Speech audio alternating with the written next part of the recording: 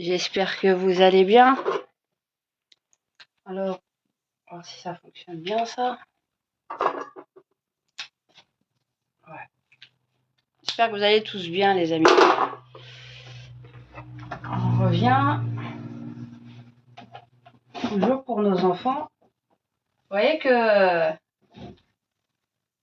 les femmes ne sont pas séquentielles et elles sont multitâches. Toujours. Hein. Et donc nos combats pour nos enfants, on va reprendre sur certains aspects, certains concepts de notre lutte pour nos enfants. On va comprendre ce qui se passe. Donc par rapport à l'EVRAS, comme vous le savez, je vais voir la notion de consentement. Est-ce que c'est dans le bon ordre? Non. Dans le bon sens. Je vais mettre la caméra dans l'autre sens un instant. Je vais devoir inverser la vidéo. Et logiquement, vous devriez voir le tableau dans le bon sens. Vous allez bien les amis? J'espère que vous allez tous bien. Ça va? Alors on va vous montrer. Donc, la dite notion de consentement. Est-ce que vous le savez?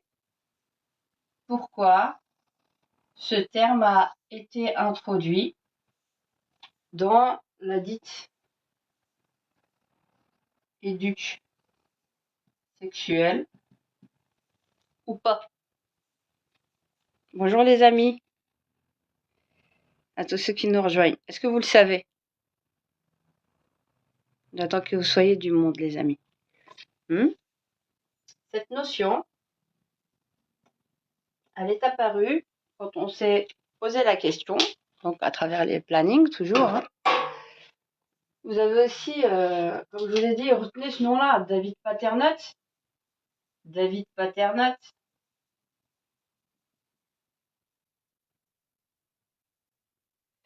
ULB Stridge. Retenez le nom de Dominique Rouanet. Rouanet du planning familial, planning de Rochefort.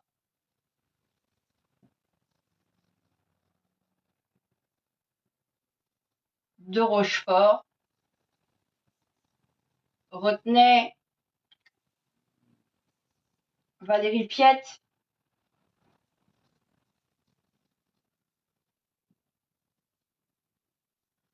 Piette. Il y avait 2 T ou il y a 2 T normalement. Valérie Piette, dite historienne à l'ULB. ULB aussi. Ça tout vient de l'ULB à la base. Retenez les noms de Fabienne Bloch.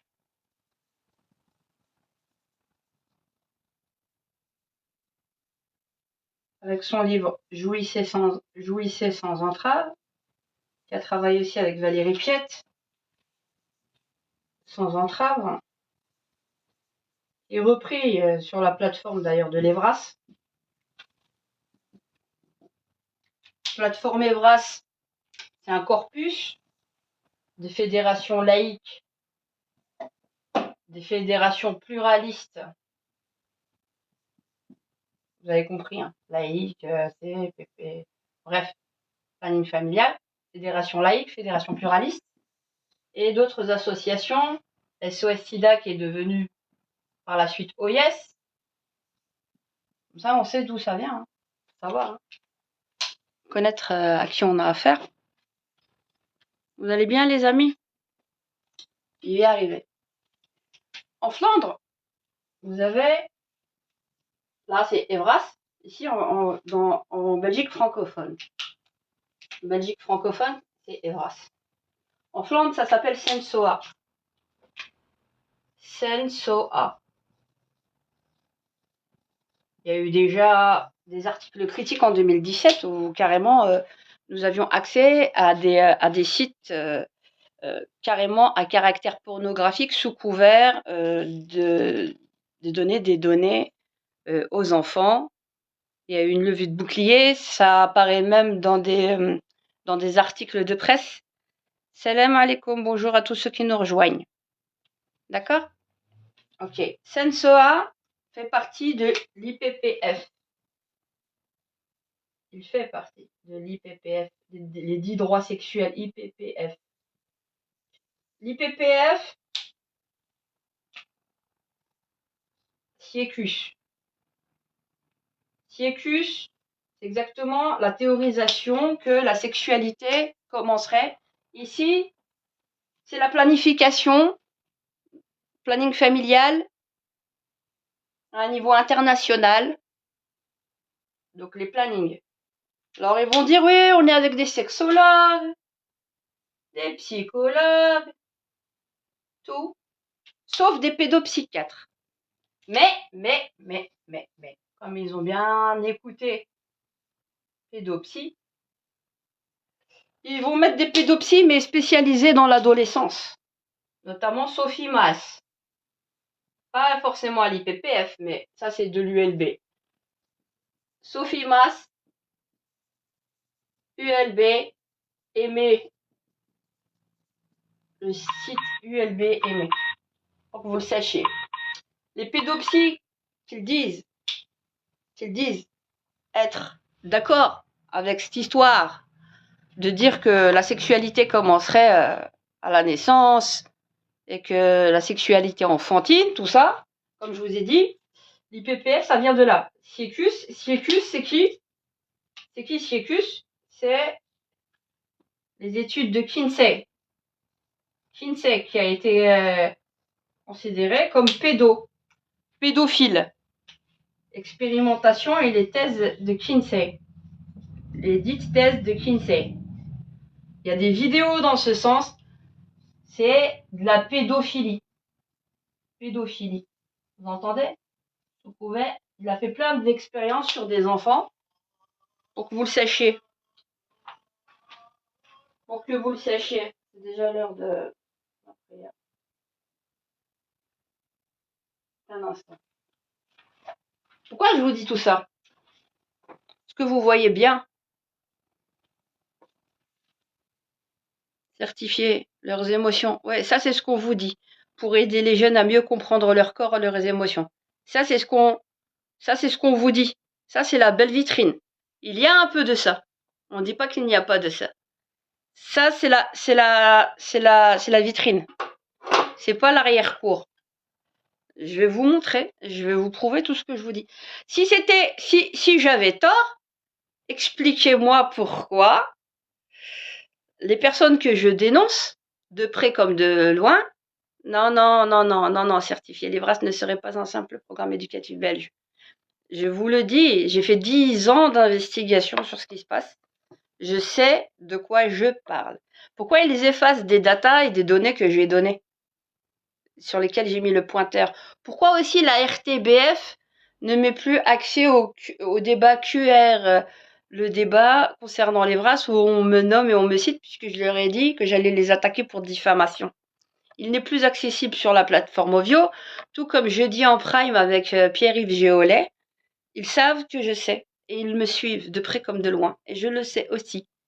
Et pourquoi les plateformes du Centre d'action laïque, notamment laïcité.be, sur leurs audios, ils ont effacé là où je pointais les audios, là où je pointais la problématique. Je les ai tous enregistrés, je les ai rebalancés sur mon site internet cercledelaboétie.be pour qu'on se fasse une idée de ce qui se passe. Parce que c'est compromettant ce que je dis. Et ils le savent. Et ils savent que je le sais. Et je sais très bien de quoi je parle. Je ne vais pas aller très loin. On va se focaliser sur la Belgique pour comprendre aussi ce qu'on essaye de faire en France. Donc, je vous ai parlé de Sensoa. Ils font partie de l'IPPF, VZGA d'Allemagne. D'ailleurs, c'est chez eux qu'on reprend. C'est BZGA qui s'est installé et Sensoa qui a introduit cela avec l'OMS, puisqu'elles font partie, l'OMS reprend en fait, le BZGA, le SENSOI travaillent ensemble, d'accord, avec la plateforme IPPF. Et c'est eux qui nous ont sorti la sexualité des Européens. Pour que vous le sachiez, ils ne sont pas les seuls, hein. Mais c'est eux qui ont rentré la notion, que la sexualité commençait à 0 ans, à la naissance. D'accord? Mais il n'y a aucun pédopsychiatre pour les enfants autour de ces questions. D'accord? 0 pédopsie. D'accord?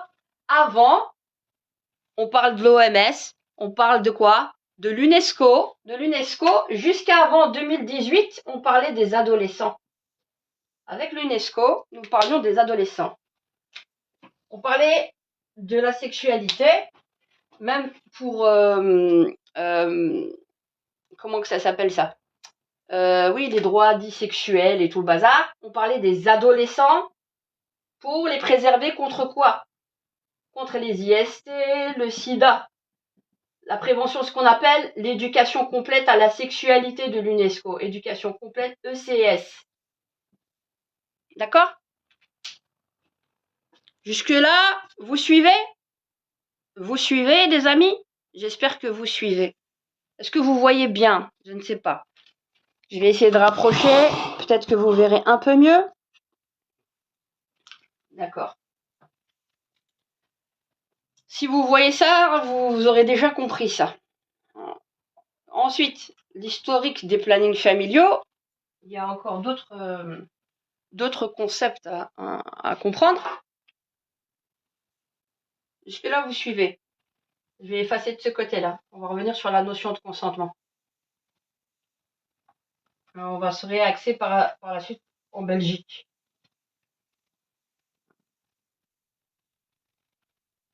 Il n'y a pas de pédopsychiatre. Il n'y a aucun pédopsychiatre qui défend les thèses qu'ils défendent. La seule pédopsie qu'on a vue en Belgique parler et oser nous parler de sexualité infantile à la RTBF, c'est Sophie Mass, elle vient de l'ULB, elle travaille avec eux, ils sont tout un bloc en fait. Ça, je les appelle tous des associations de malfaiteurs qui se payent bien, hein, bien gracieusement sur notre dos avec les subventions, d'accord, et qui nous font une guerre à la racine et vous allez comprendre. Je vais y arriver.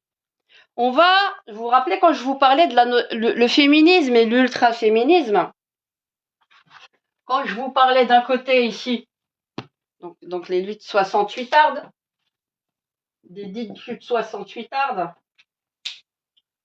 vous avez donc féministes, et moi qu'est-ce que je dis? Il y a le féminisme matériel à la base, où on disait qu'il y avait de la discrimination. Il était matériel. La discrimination dans quoi? Dans les salaires, l'accès au travail,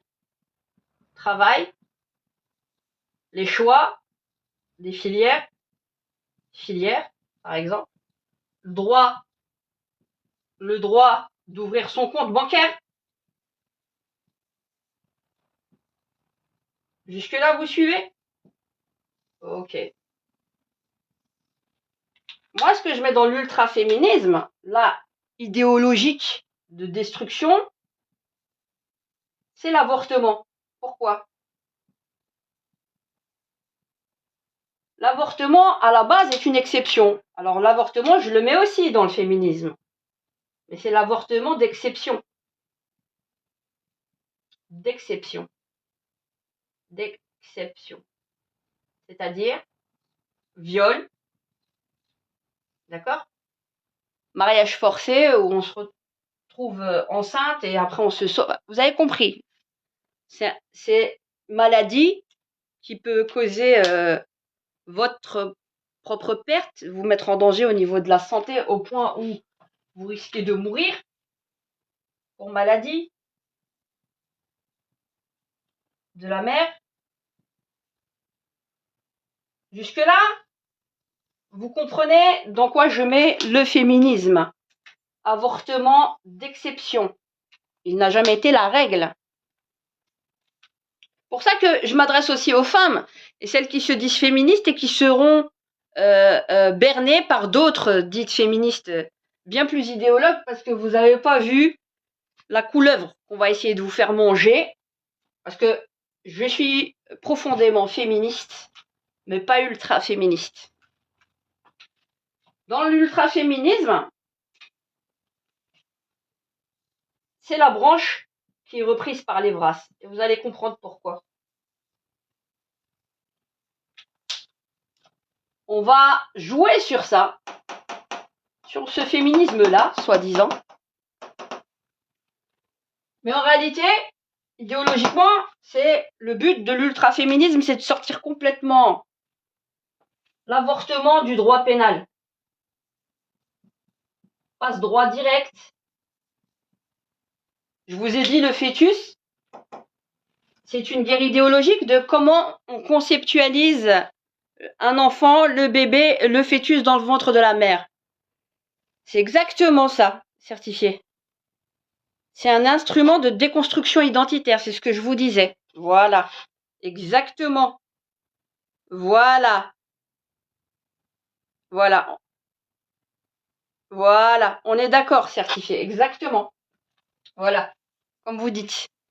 On ne parle plus d'éducation dite biologique ou de prévention, mais de construction sociale du genre. On va y arriver, étape par étape. C'est pour ça que là, on nous fait une guerre à la racine en tant que parents. Et il n'y a rien de neutre, c'est pas un programme neutre. Bien sûr que c'est pas un programme neutre. Il est tout sauf neutre, très très militant. Très engagé, très enragé aussi. Très engagé, très enragé. Envers les familles hétérosexuelles qui veulent est très nocif. Et vous allez voir pourquoi. Là, le but, comme disait Dominique Rouanet, on est en perte de vitesse par rapport aux avortements parce que les jeunes ne veulent plus avoir recours à l'avortement. C'est ça qu'elle disait. En gros, les jeunes les jeunes filles veulent demeurer maman. Il y a moins de femmes qui vont se faire avorter, d'accord? Tout ça. Il y a moins de femmes qui vont se faire avorter. Ils ont en fait une vision, la jeunesse a une vision beaucoup plus pronataliste. Et ça, c'est dérangeant pour les vendeurs de soufre. C'est dérangeant pour les vendeurs de soufre. Parce qu'ils aimeraient, justement, continuer à prospérer pour leur maison mère. D'accord? Alors, qu'est-ce qu'ils disent? Ils soufflent le chaud et le froid, sous le couvert des inégalités. C'est vrai qu'il y a toujours des inégalités hommes-femmes. On est d'accord. Toujours des inégalités hommes-femmes. Mais maintenant que je vous ai mis un petit peu dans l'ultra-féministe, il y a la déconstruction identitaire, puisque vous avez les lobbies LGBT à l'intérieur. On y arrive. Donc, on va revenir ici. Sur le terme de consentement. Donc, dans Lévras, vous avez quoi? Vous avez les ultra-féministes dans Lévras. Vous voyez? Vous avez les ultra-féministes, c'est pas les féministes traditionnelles. Parce qu'apparemment, on n'est pas les bonnes féministes. On n'est pas les bonnes. Et encore, de surcroît, si vous avez une croyance, vous n'êtes pas une bonne féministe. Vous ne devez pas avoir de croyance, parce que vos propres croyances empiètent sur l'idéologie athéiste. C'est pour ça que je dis que c'est des intégristes, ceux-là. Athéistes, laïcardo-athéistes. Pour moi, nous avons affaire la plupart du temps à des laïcardo-athéistes qui font la guerre. Je parle pas des athées d'une manière globale, c'est-à-dire des gens qui acceptent l'altérité et la liberté des autres. C'est-à-dire que doctrinairement, on s'accapare ici l'enseignement et on donne le là et le ton sur ce que devrait être l'enseignement. Et dans les laïcardo-athéistes, vous avez qui? Vous avez le calme, Vous avez l'ULB. Je vous le dis, hein. Doctrinairement, c'est ce qu'on nous vend. Il faut savoir de quoi on parle. Et donc ici, l'Evras, c'est ce cocktail-là. Evras, c'est quoi? Vous avez le CAL, vous avez l'ULB, tout vient de... D'ailleurs, leurs études et leur budgétisation qu'ils ont fait par rapport à l'Evras. Alors, l'ULB s'occupe du genre, d'accord? Dites des études de genre, qui sont repris par David Paternotte, Stridge, Dominique Rouanet, où ils font des masters en genre, justement, avec Dominique Rouanet, David Paternotte, Valérie Piette et tous les autres. Et on va aller aussi sur donc les ultra-féministes et les lobbies LGBT. Ça va? Voilà. Ils sont dans de la déconstruction identitaire. Ça, les Vras, c'est de la déconstruction identitaire. Déconstruction identitaire et les plannings familiaux, bien sûr. Les plannings familiaux. Avec l'IPPF et consorts. Vous avez compris? La déconstruction identitaire des enfants, je vais vous le prouver. Sans compter les dérives qu'il y a eu sur les enfants en milieu scolaire, sur des enfants en milieu scolaire, via les VRAS, via tout le panel de toute cette armée-là. Cette armée d'insurgés qui viennent prendre d'assaut nos écoles. Et nous, en fait, en tant que parents, on est hors game, on est hors jeu, quoi. Alors qu'il y a un établissement, il y a une école, et il y a des parents. Il y a un contrat de confiance entre l'école et les parents. Et il y a la Constitution comme les règles concernant à la base l'enseignement, notamment la neutralité de l'enseignement, au niveau de la neutralité de l'enseignement, comme la circulaire, si je n'ai pas oublié, circulaire 44, qui expliquait ce qu'on était censé faire sur les enfants par rapport justement à la charte sur l'enseignement, de donner l'esprit critique aux enfants. À aucun moment dans la circulaire 44, il n'apparaît l'aspect sexuel. Dans la circulaire 44, on était encore bon à l'école de ce côté-là. Il n'y a pas ça. C'est dans la circulaire 45-50 qui a découlé tout le bordel dans lequel on se trouve aujourd'hui. D'accord? La circulaire 44, on est d'accord avec, il n'y a pas de problème. Depuis qu'on a entré en fait les VRAS en 2012, avec Marie-Dominique Simonet, qui a subi la pression des fédérations laïques de planning pour introduire les VRAS. On sache les lobbies auxquels on a affaire.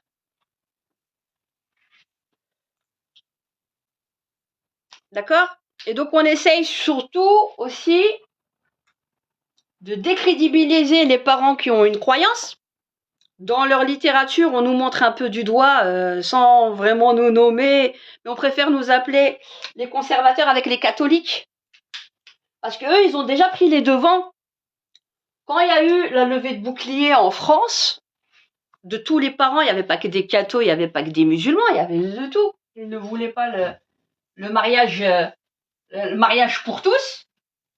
David Paternotte et tant d'autres, là, parmi lesquels je vous ai décrit tout ça. Qu'est-ce qu'ils ont fait? Ils ont fait des colloques.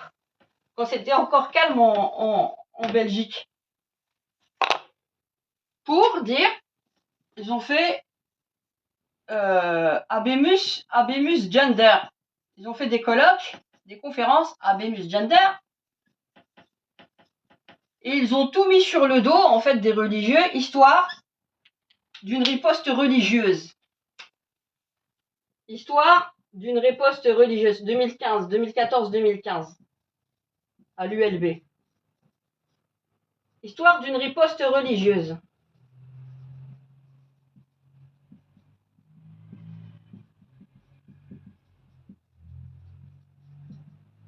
Ils ont tout mis ça sur le dos, en fait, de nos croyances. D'accord?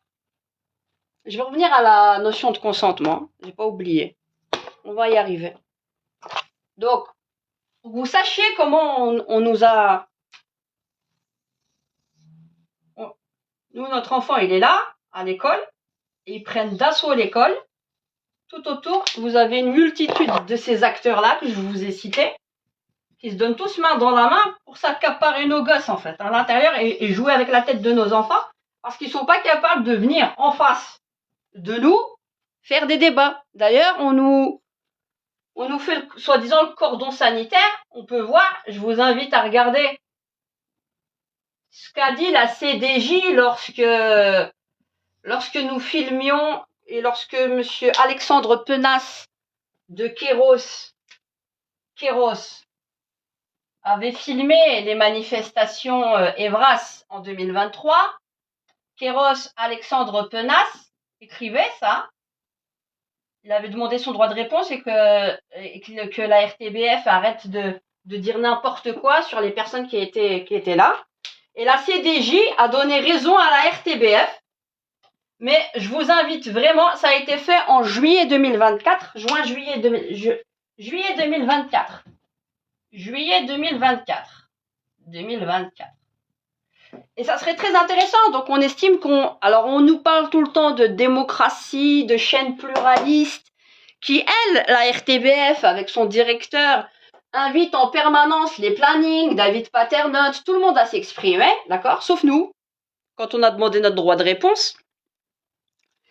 Et donc du coup, pour que je vous montre idéologiquement qui il y a derrière. Vous avez donc les ASBL tels Garance, qui faisaient déjà aussi partie dès le début des plateformes Evras, qui ont sollicité, ils sont tous en train de se faire une niche en termes d'argent, d'accord, pour financer justement leur idéologie sur le dos de nos enfants, en nous montrant tout le temps du doigt.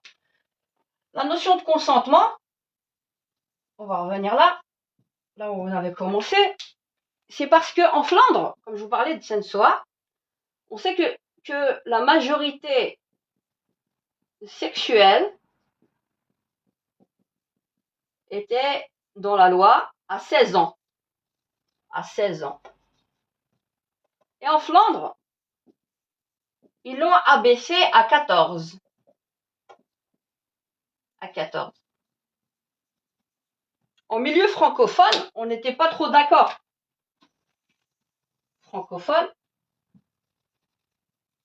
Là, ici, c'est Senso, hein, avec tout le bazar, hein, tout ce qu'on nous a mis derrière, hein, les plannings et compagnie. Hein. Zenzu, zenzu.be. Je peux vous donner des sites, hein, et des trucs vraiment à caractère. Comment que ça s'appelait? Je vais retrouver ça. Je vais retrouver. Bon, il y avait le Jongengates sur la sexualité. C'était une catastrophe. Une catastrophe avec des positions sexuelles. Regardez, 2017. Écrivez Sensoa. Sexual education. Sexual education. Ou bien... voilà. Vous avez même un article de la Libre en 2017. Avec des images très suggestives, dites explicatives pour des enfants, hein, en milieu scolaire. Donc, francophone.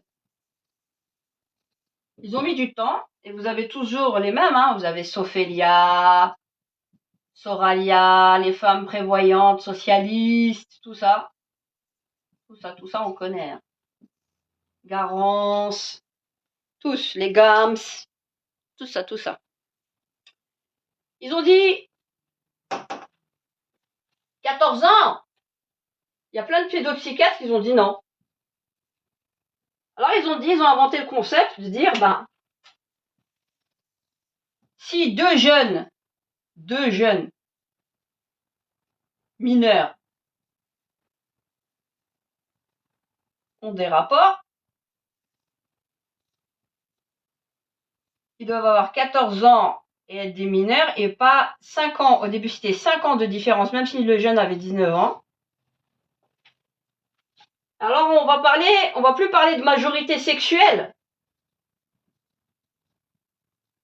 Parce que ça choque trop, en fait. Les gens vont vite se lever. Et on va parler de consentement. Voilà d'où vient le mot. Consentement.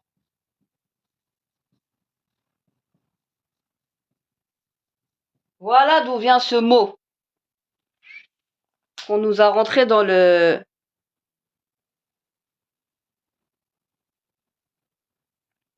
Vous voyez?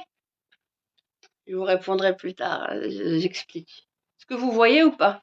Je sais pas. Un instant. J'espère que vous allez bien voir là. Ça va? Et donc, je vais voir si je vais allumer. Peut-être qu'on verra mieux.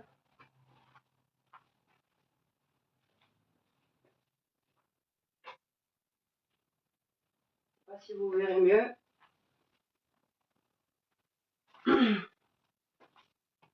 Que vous voyez mieux? Je sais pas.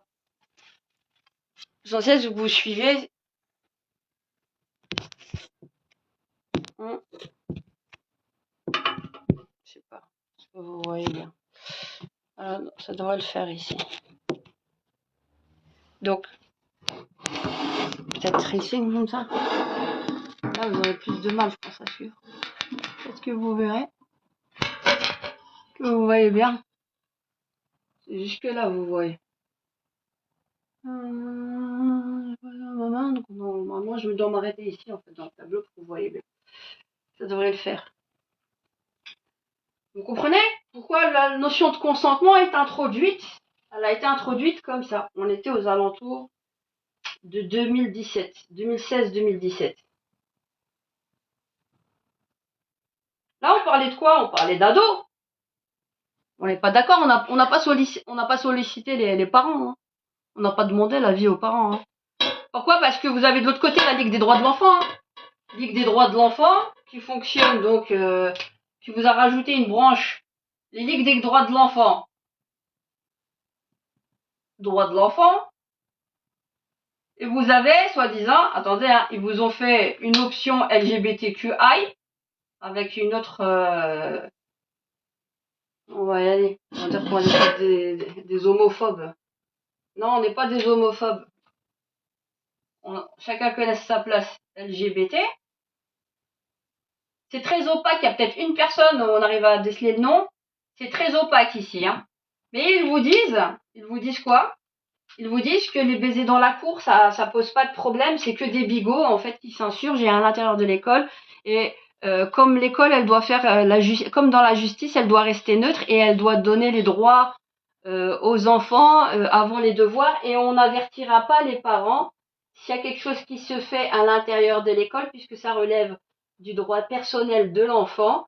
Et s'il y a une femme une jeune fille qui est enceinte, on va pas appeler les parents pour en parler, mais on va l'inciter en fait à avoir recours, soi-disant selon ses droits, à l'IVG et l'orienter vers le planning.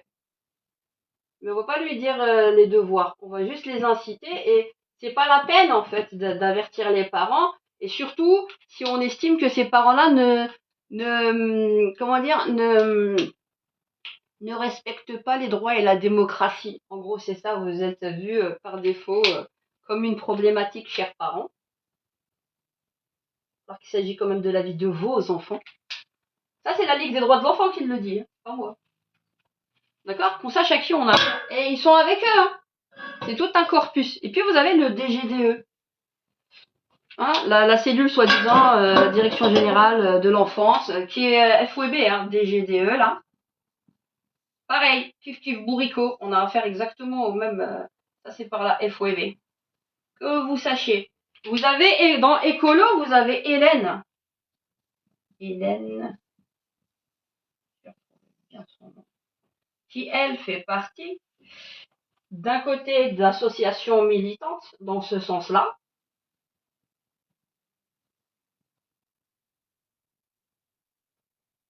et qui fait partie des colos et qui a demandé par rapport à l'Evras beaucoup de choses. Elle fait partie des colos. Hélène, je vais retrouver le nom. Je vais vous dire ça. Donc ils ont tous fait du lobbying. Ils ont fait du lobbying LGBT avec aussi lui qui était écolo. C'était en 2012. Mathieu Day, qui disait que oui, je suis homo, ok, mais moi je suis pas là pour représenter les lobbies LGBT. 2 ans après, en 2014, il a imposé les trucs de Yogyakarta, là, les accords de Yogyakarta de l'étranger qui correspondent même pas en fait à ce qui se passe en Europe. Et il a promu, en fait, il a travaillé avec les lobbies LGBT, d'accord, que vous le sachiez. Et c'est là où on a commencé à nous sortir les notes interfédérales aussi, les notes interfédérales contre l'homophobie. On est d'accord, hein, ils ont des droits, il n'y a pas de problème. Jusqu'à un certain seuil, tant qu'ils ne font pas de l'ingérence sur nos foyers, nos demeures en tant que famille hétérosexuelle et sur la tête de nos enfants, ils n'ont rien à dire. Et donc, c'est ça le problème de fond. Parce que ces lobbies se sont greffés aux alentours de 2016-2017. Les Vras labellisés, c'était quoi, en fait? Labellisés, c'était finalement quoi? Comme ça dérangeait les fédérations laïques, comme ça dérangeait les ni putes ni soumises, les Sophéliens, surtout comment ça s'appelle, comment elle s'appelle, Dominique Rouanet du planning de Rochefort qui veut faire de la promotion à l'IVG, d'accord, et qui voit que il y a même un rapport de 2023 qui a été envoyé sur le nombre d'avortements. Il y aurait apparemment 5000 avortements par an en Belgique, si je ne me trompe pas. Et l'évolution sur plusieurs années, un panel d'années, il y a un rapport en 2023 qui a été fait et qui est sorti. Et donc, ça ressemble à un gros brouillon, mais que vous compreniez les rapports de pouvoir et comment finalement on fait la guerre aux familles. Et on est toujours montré par défaut. Et en plus, si vous avez le malheur d'avoir votre croyance, vous êtes discriminé directement comme étant des anti-choix, comme étant des réfractaires, comme étant tout, sauf parce que ces gens-là se prennent pour des pseudo-intellectuels, vous voyez. Et le mot me fait bien rire, et des pseudo-démocrates. Pourtant, on n'a pas demandé l'avis aux familles, aux parents, d'accord? Et on estime que vos enfants, on peut s'approprier leur corps en inventant des lois et ce concept de genre tout pourri qui veut rien dire, où on invente un sexe social à vos gosses pour commencer, soi-disant, sous couvert d'égalité homme-femme, à faire de la déconstruction identitaire. Merci pour ce cours, oui. Oui, on continuera. Alors, je continue juste pour vous dire merci beaucoup. Merci. Je suis sérieuse, tu es très cultivée. Merci. Oui. Comme quoi, on n'est pas là que pour vous faire du couscous. Hein. donc, je continue. Cette histoire de consentement, on va y aller. Donc, on reprend les lobbies LGBT. Donc, tout ça, c'est ça. Donc, les Vras, on va reprendre 2012. 2019, date clé. Le protocole 2013, un instant. 2013, le protocole 2013 où on dit on se substitue pas aux parents. Protocole pour les Vras. Pas de substitution aux parents.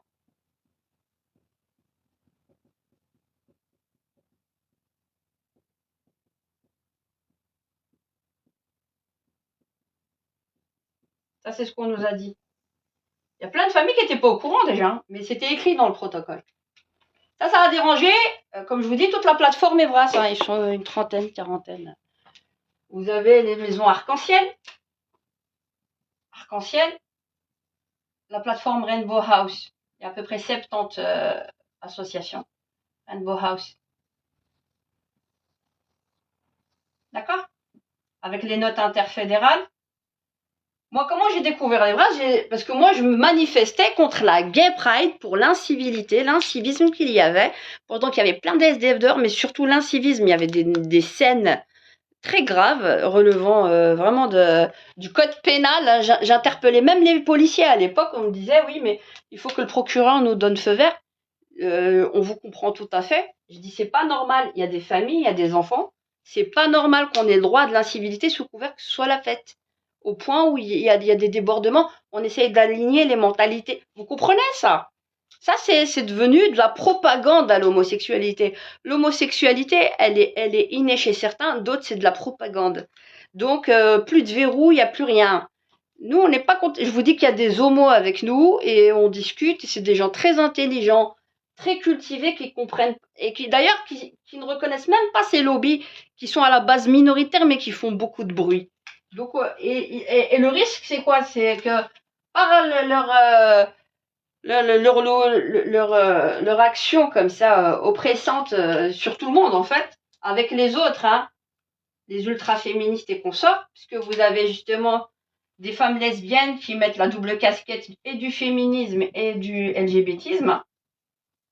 C'est elles les plus virulentes qui, en fait, se cachent derrière le féminisme traditionnel pour faire de la déconstruction identitaire, pour qu'en fait, on regarde la société en fonction des hermaphrodites, en fait. Et puis, on nous a fait toute une pseudo-littérature, on vous appelle des hétérosexistes, des hétéronormatifs, vous avez des pseudo-trucs de droits de l'enfance, pseudo-associations protection de l'enfance, telles le CERE-ASBL, CERE-ASBL avec Annick Faniel.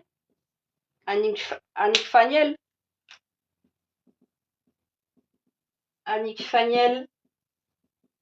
On va reprendre. Hein. On va reprendre la. Il y a beaucoup d'infos à retenir. Donc je vais faire une ligne du temps. 2012, ils ont fait donc la pression sur Marie-Dominique Simonet, les fédérations, surtout les fédérations laïques de planning familial avec toute la plateforme Evras, pour introduire l'Evras à l'intérieur du décret mission de 1997 avec le CAL et tout le bazar. Le décret mission de 1997 pour y introduire l'Evras, donc dans l'enseignement, le mettre comme une mission de l'école. On n'était pas encore à la 6e réforme de l'État qui, elle, ça s'est fait en juillet, mais la 6e réforme de l'État, s'est faite en octobre. Mais c'était déjà, on commençait à diviser les pouvoirs. En octobre 2012. Octobre 2012. Là, on était à la 6e réforme de l'État. Et la répartition des compétences, enfin de chaque entité fédérée, vous avez compris. Mais dans le décret mission, on a fait en sorte de le rentrer avant. Quelle était la légalité? Point d'interrogation. Puisque la loi sur la neutralité de l'enseignement, il n'y a rien de neutre. Evras est bel et bien un outil militant, d'acteur associatif privé à la base. Vous comprenez? On n'a pas sollicité les parents, on n'a pas sollicité les familles. Donc, je vais revenir aussi sur le fait pourquoi on veut rendre l'école obligatoire à 3 ans. Je reprends les dates. Donc 2012, on y a inscrit dans le décret mission l'Evras, le décret mission de 1997, l'Evras. On n'était pas encore à la 6e réforme de l'État qui s'est faite en octobre 2012. 2013, Marie-Dominique Simonet fait un protocole. Pas de substitution aux parents et on s'attaque aux problématiques. Quels étaient les arguments de la plateforme Evras et des fédérations laïques? 20%, c'était du 20% des élèves de technique et de secondaire technique et professionnel n'ont pas eu droit à des séances d'éducation sexuelle pour qu'ils au moins puissent se protéger. On parlait d'ados, on parlait de technique et de professionnel à la base. Vous entendez? Ok. Qu'est-ce qu'on a dit? Entre-temps, c'était déjà en 2008. Et à l'époque, là, on parlait que ce soit l'ECS, l'étude de l'UNESCO, on parlait des ados. D'accord? On parlait de partout des ados. on est retombé chez les enfants. Quand il y a eu le protocole Evras, le décret Evras de 2012, il y a eu le protocole 2013, on a publié la circulaire 45-50. Bonjour tout le monde, à tous ceux qui nous rejoignent. La circulaire 45-50. 45-50. On n'était plus dans la circulaire 44. 45-50. Là, on y avait injecté de la sexualité et on y a injecté les enfants. Mais ici, dans le protocole, on dit on va commencer par les écoles secondaires et la liberté, elle est laissée, c'est aux directions d'école, dans le protocole 2013, direction d'école, de mettre cela en place dans les écoles à raison de 2 fois 2 heures. Et on va faire un monitoring tous les 3 ans. Est-ce que ça s'était fait? D'accord? Sauf que les directions d'école, elles n'avaient pas le temps, puisque avant qu'il se passe tout ça, vous aviez les plannings qui rentraient dans les écoles et qui faisaient des séances d'information aux directions d'école et aux professeurs, de manière à justement y introduire cette notion d'éducation à la sexualité. Les directions d'école, les directeurs d'école en général, disaient, nous on n'a pas le temps déjà dans notre grille horaire, on ne sait pas comment on va s'organiser, les professeurs aussi, et il y a des professeurs qui ont refusé, ils ont dit, nous on fait des maths, on reste avec nos maths, on n'a pas le droit. Et il y a notamment des rapports de monitoring qui ont été faits par les centres de santé des pouvoirs locaux de la santé, c'est LPS, c'est ça? Promotion de la santé, centres locaux de promotion de la santé. Et là, vous avez le rapport, par exemple, en 2016, ça s'appelle État des lieux. État des lieux. Je vous ai tout mis, ça. Hein. Si vous voulez avoir un maximum d'infos, vous faites comme ça, vous faites ça. Je vais revenir sur la notion de consentement quand on est revenu.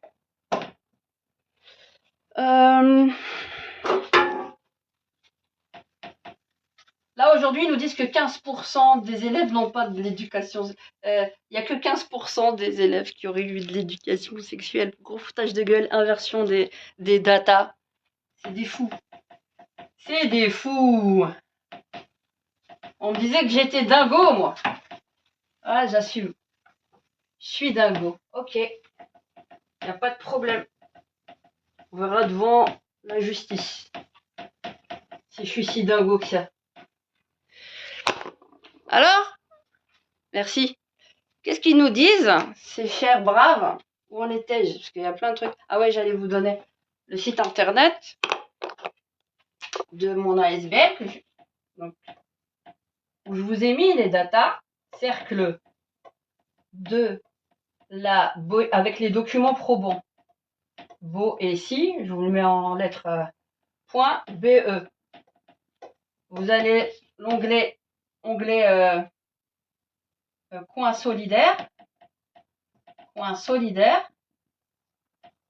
Vous pouvez télécharger toutes les datas que vous voulez. Et vous avez entre parenthèses Evras. Vous cliquez dessus. Vous cliquez dossier Evras. Et il y a aussi un côté les témoignages des familles qui ont eu des problématiques justement avec leurs enfants qu'on est en train de recollecter quand on prendra nos avocats. N'hésitez pas. Donc, cercle de la boétie.be et vous avez les datas et vous pouvez voir les vidéos et ce qu'on ne vous montre pas à la télé. Ça va? Ok, on reprend.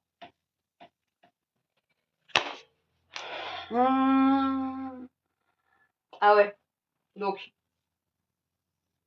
nous sommes là, 2013. Non, non, non, on va pas se substituer aux parents. Ok.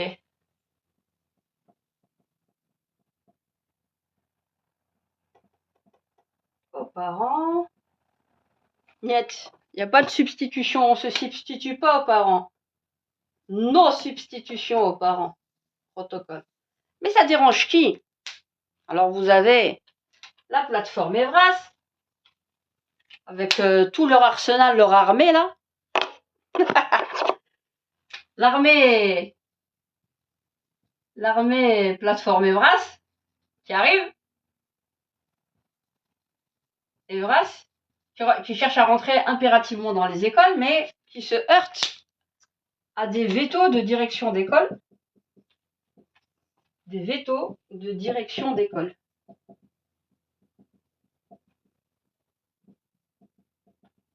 Les parents nous font confiance. Vous n'allez pas commencer à offrir des préservatifs et des lubrifiants. J'ai pas envie d'avoir, moi, les parents sur le dos. On peut parler certains sujets, pas d'autres. Juste le strict minimum contre les maladies. Et on était en train de passer à quoi en 2016? Plus ou moins à la majorité à 14 ans, vous vous rappelez? Donc, là, ils sont venus à la charge. On va vous donner des séances d'infos, les amis, les écoles. On va vous donner des séances d'infos. Oui, mais nous, on fait ça avec nos propres... en fonction de la philosophie de nos écoles. Par exemple, le CEGEC, par rapport aux écoles catholiques. Voilà, on parle aux ados, aux enfants. Bah, c'est tout ce qu'il y a toujours eu concernant les émotions. Ça s'appelle le projet d'éducation de l'établissement à la base. Normalement. Mais non, nous, c'est pour leur expliquer ce qu'est l'amitié, leur expliquer c'est quoi. Tout ça, c'est du pipeau, baratin. Il n'y a que la notion sexuelle et du gender qui les importe. Vous entendez ce que je suis en train de vous dire? Il n'y a que ça. On n'y arrive pas, on n'y arrive pas, on n'y arrive pas. Comment on va faire? Les lobbies LGBT, entre-temps, sont allés d'assaut. Ils y étaient un petit peu là, mais pas des masses. Quand il y a eu les notes interfédérales contre la discrimination et tout le bazar, on y avait injecté les VRAS. C'est comme ça que moi j'ai découvert c'était quoi les VRAS. Je savais pas c'était quoi quand je faisais mes manifs anti-gay pride, même si j'étais seule ou on était deux par rapport au civisme public. Je regardais, je dis mais c'est pas normal quand même ce qui se passe. Et puis je me suis intéressée aux revendications politiques qu'ils faisaient par la suite.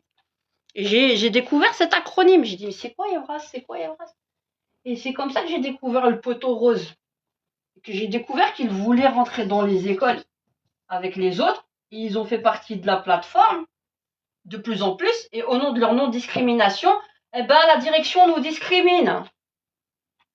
Alors on va faire partie d'un corpus labellisé qui rentre dans les écoles sous l'égide du gouvernement. C'est d'où le protocole, l'accord de coopération 2019, quand vous avez eu qui est-ce que vous avez eu? Puisqu'elle a toujours travaillé avec elle, il me semble, si je ne me trompe pas, Marie-Dominique Simonet. Avec qui? On avait qui? Caroline Désir. C'est Caroline Désir qui a mis tout le monde à genoux en enterrement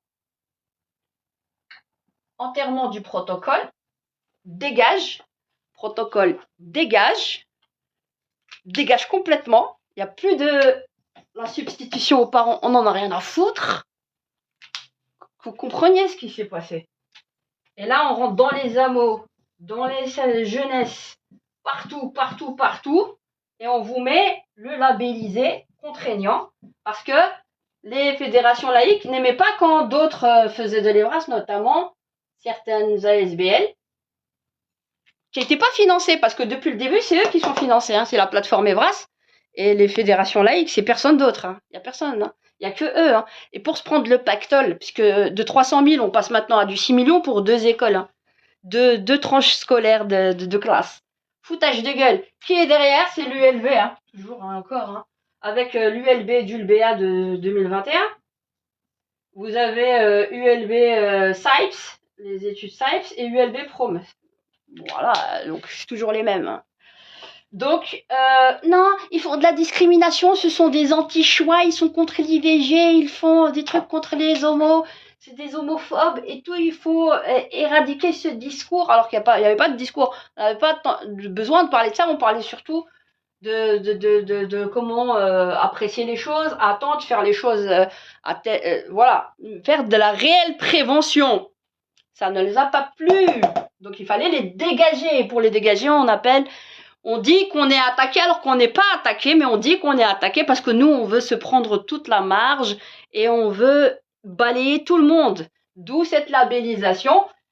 Et on a évoqué, entre autres, la SBL Croissance. Croissance. qui a été aussi évoqué par Christy Montréal en 2018. Et le serré ASBL qui a été évoqué aussi. Alors que il y a zéro pédopsychiatre, il y a des anthropologues, des sociologues, tout ça. Blablabla, l'armée de...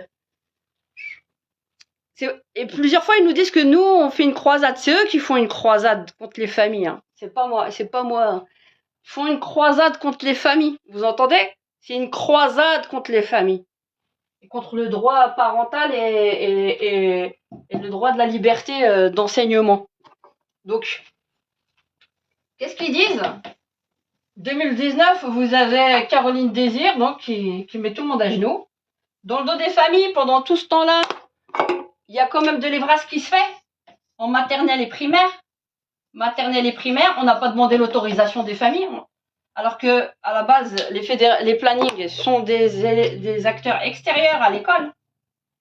C'est pas les directions d'école qui se chargeaient de ça. C'est le PMS qui faisait l'interface et qui allait se fournir auprès des fédérations laïques de planning. Voilà. C'est pas les directions d'école qui faisaient ça. Elles déléguaient au PMS et au centre de promotion de la santé, le PSE. Et on a eu le droit aux cellules EVRAS dans un premier temps, aux dites cellules EVRAS dans un premier temps. Et pendant de 2013 à 2023, c'est-à-dire 10 ans, il y a des acteurs associatifs extérieurs ou même de l'intérieur qui ont fait de l'éducation sexuelle sur nos enfants en maternelle et en primaire. C'était pas homogène, c'était hétérogène. Et il y a eu des plaintes de plusieurs familles qui allaient s'expliquer auprès des directions d'école. Ils disaient c'est une obligation, mais ils ont toujours fait la sourde oreille parce qu'ils étaient peut-être pas au courant réel du contenu. D'ailleurs, on exige que les personnes soient seules dans les classes avec les enfants. en éjectant tout le monde. Vraiment un rapt, les amis. Vous comprenez maintenant? Et pourquoi il y a eu une levée de bouclier en 2023? Donc ça vient pas d'aujourd'hui, en fait, les plaintes qu'on a, sauf qu'on a essayé de les invisibiliser. Et que c'est plus... ça nous arrange de nous montrer comme des islamistes et tout, manque de peau. Vous avez fait la mauvaise pioche avec moi. Vraiment, puisque je fais de la déconstruction sur tous ces discours-là. D'accord? Vous avez fait vraiment la mauvaise pioche avec moi. Et donc, manque de peau pour vous, quoi. Je dirais, manque de peau, mais vraiment. Et donc, du coup, 2019, vous avez Caroline Désir qui fait le label contraignant. C'est-à-dire en 2019, fait l'accord de coopération de coopération. Et donc, du coup, on enterre directement le protocole 2013 avec la non-substitution des parents et de la liberté parents et la liberté d'enseignement des directions d'école. D'enseignement. Vous comprenez?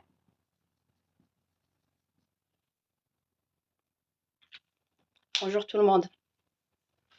Je repasserai de toute façon la vidéo en espérant que vous comprenez bien les enjeux 2019.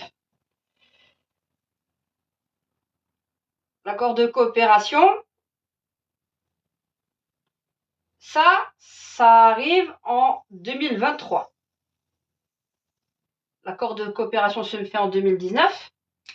Puis vous avez plus le corpus des associations labellisées.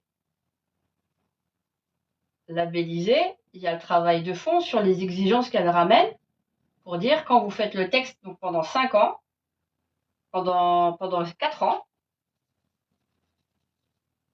ils réfléchissent comment mettre les choses avec tous les lobbies. Donc, c'est-à-dire ce sont des lobbies là. Planning, LGBT, CAL, comprenez? Leur idéologie, qu'ils font reconnaître comme étant ça. Et en 2023, on se paye ça. C'est ça qu'on se paye en 2023, avec le nouveau décret. Le nouveau décret 2023. Là, on parle de quoi, là? Consentement. On parle plus des 14 ans. Ouais, on va attaquer les maternelles. Dans leur littérature, c'est des maternelles. Pourquoi on veut être à 3 ans dans les écoles? Parce qu'ils disent que le genre, comme je vous disais, il se définit entre 3 et 5 ans. C'est fluide. Les enfants ne savent pas vraiment ce qu'ils sont encore. C'est leurs parents qui les contraignent à savoir vraiment s'ils sont garçons ou filles. En gros, c'est ça. Ce qu'ils nous ont inventé tout avec David Paternotte, Éric Fassin et tout le bazar, tout le concept là de la démocratie sexuelle. Ils ont tout mis sur le dos de la démocratie, hein, ou de la citoyenneté sexuelle. Hein. Quand on dit, ah, t'es pas un citoyen, toi, tu réfutes la citoyenneté, tu réfutes la démocratie.